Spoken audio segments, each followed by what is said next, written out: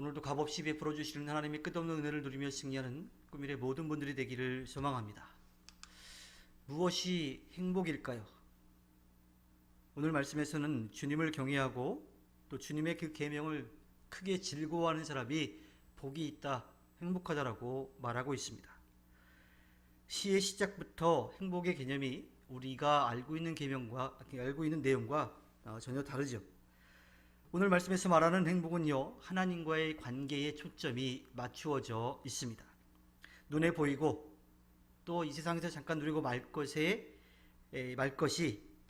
그냥 그것이 정말 행복이 아니라 그냥 따라오는 것이다 라고 그렇게 이야기를 합니다. 마치 아버지가 주는 선물과 아버지, 그 중에 정말 행복한 것이 무엇인가, 우리에게 행복을 주는 것이 무엇인가 라고 하는 것을 아이에게 알려주는 것 같습니다. 이 행복을 마음껏 누리고 하나님께 인정을 받는 복된 삶을 사는 비결은요, 지금은 눈앞에 보이지 않지만 우리에게 주어질 영원한 하늘나라, 또 영원한 삶, 거기에 있음을 이야기합니다.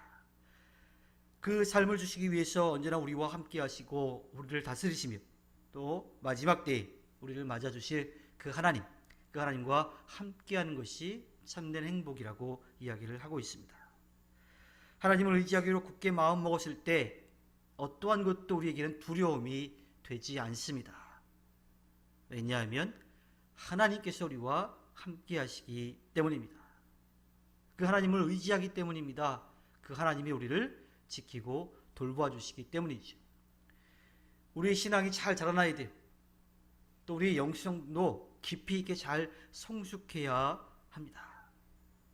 우리가 신앙생활을 하고 또 하나님 말씀대로 살아가기 위해서 열심히 노력하는 그 모든 것들, 또 그 도움을 주시는 성령님을 의지하는 것, 이것은 믿는 사람들이 바라보고 나아가야 될 그러한 길인 거지요. 그렇게 살아갈 때에 우리는 진정한 행복이라고 하는 것을 경험할 수 있게 됩니다. 그런 뜻에서 예수님은 마음이 가난한 사람이 행복하다라고 말씀을 하고 있지요. 언제나 나에게 채워져 있다, 나에게 필요한 만큼 하나님께서 채워주신다라고 하는 고백이 있기에 언제나 감사한 거예요. 그리고 만족하고 행복할 수가 있는 거지요. 사람은 누구나 이 세상적인 그 복을 누리기를 원합니다.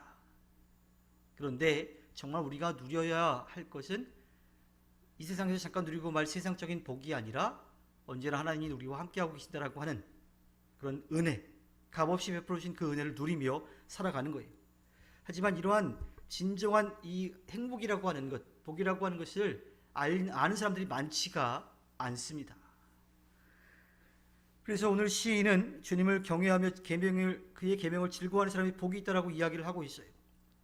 세상 사람들은 눈에 보이는 것에 초점이 맞춰져 있죠. 건강, 또 세상적인 그런 물질적인 풍요, 또 세상적으로 인정받는 그런 지위, 위치에 있는 사람들, 또 자녀가 잘 되는 것들, 남들이 부러워할 만한 것들을 가지고 있을 때에 그 사람이 행복하다, 또 복되다, 복받았다, 그런 이야기를 해요. 물론 그것도 하나님이 주시는 귀한 복 가운데 하나입니다.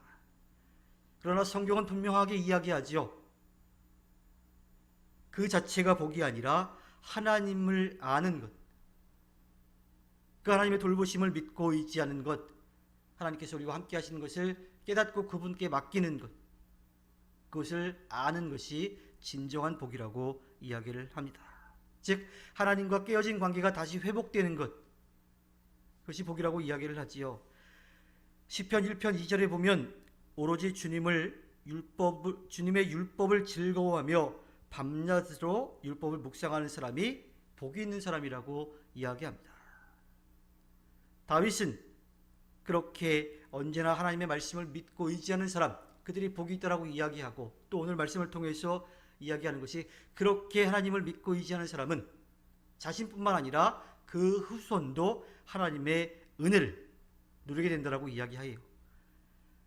정직한 사람의 후손이 이 땅에서 강성해지는 복을 받고 부와 재물이 그의 집에 있을 거라고 그렇게 이야기합니다. 물론 그렇다고 해서 세상적인 그런 부와 명예를 모두 얻는다라고 하는 것은 아닙니다. 그렇게 하나님께서 그 은혜를 베풀어 주시는 분도 있어요. 그런데 그들은 또 그만큼 감당해야 될 귀한 사명들도 있는 거지요. 하나님을 경외하고 또 계명을 지킨다고 해서 세상적으로 이야기하는 그 복과 은혜를 다 누리는 것은 아닙니다. 오히려 그렇게 하나님을 믿고 의지했는데 어려움을 겪는 이들도 있어요.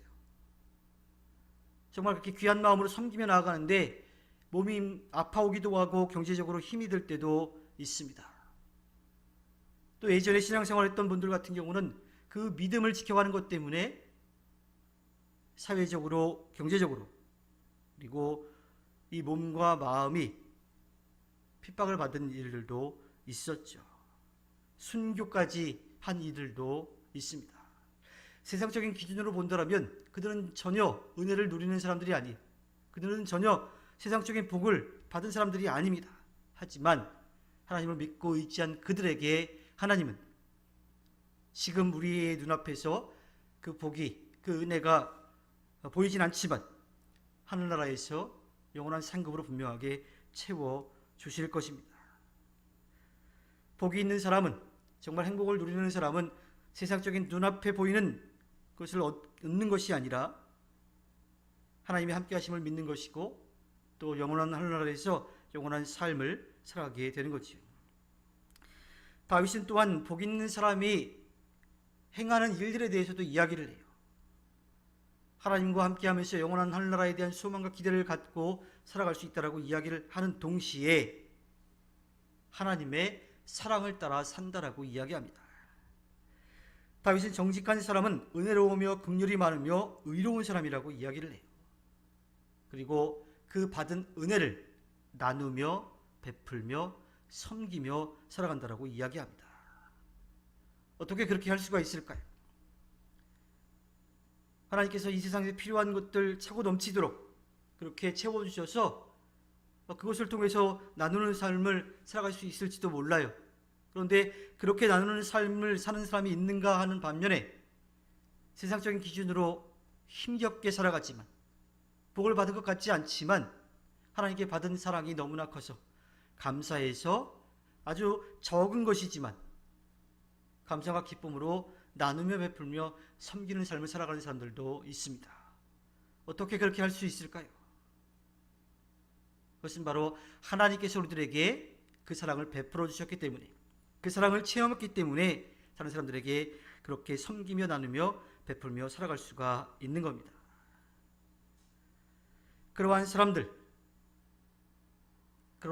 진정한 하나님의 은혜를 누리는 사람이라고, 하나님이 주신 복을 누리는 사람이라고 이야기를 하고요. 또 그렇게 살아간 사람들, 그 후손들을 하나님께서 잊지 않고 돌봐주실 것이라고 분명하게 이야기를 하고 있습니다. 다윗은 그러한 사람들이 정직한 사람이라고 이야기를 하고 그러한 사람들이 세상의 유혹에 흔들리지 않는다라고 이야기를 하고 있어요. 정직한 사람, 복이 있는 사람, 그 사람은 하나님께서 주신 은혜에 감사하며 그것을 행하며 살아가는 거죠. 즉 하나님의 말씀에 순종의 열매라고 이야기를 하고 있습니다. 오순절 성령 강림 이후에 초대교회 교인들이 이렇게 살아갔어요. 정치적으로는 핍박을 받지만, 경제적으로 어려움을 겪고 있지만 그들은 자신이 가진 것들로 감사함과 기쁨으로 서로 섬기며 나누며 온전한 교회 공동체의 모습을 이루어 갔습니다. 왜냐하면 모든 것을 하나님께서 주셨다라고 하는 것을 믿었기 때문이고요, 고백했기 때문이고 또 그 은혜를 누렸기 때문입니다. 꿈이 있는 미래교회도 바로 그러한 모습으로 이 땅에서 그리스도의 몸된 공동체를 이루어 가야 합니다. 어느 정도 채워지면 되겠다라고 하는 그러한 세상적인 기준이 아니라 지금 우리에게 주신 하나님께 감사하면서 그것을 통해서 기쁨으로 나누고 베풀고 섬기는 삶을 살아가는 것, 그것이 하나님을 믿는 사람, 하나님을 의지하는 사람, 또 오늘 다윗이 이야기하는 것처럼 정직하고 하나님 앞에 의롭다라고 여기는 사람들이 행해야 될 일들이기 때문입니다. 하나님께서 허락해 주신 오늘 하루를 살아갈 때 그리스도의 몸된 공동체를 이루어서 사랑하고 나누고 베풀고 섬겨 하나님 앞에 기쁨을 드리는 꾸미의 모든 분들이 되기를 주님의 이름으로 부탁드립니다. 기도하겠습니다.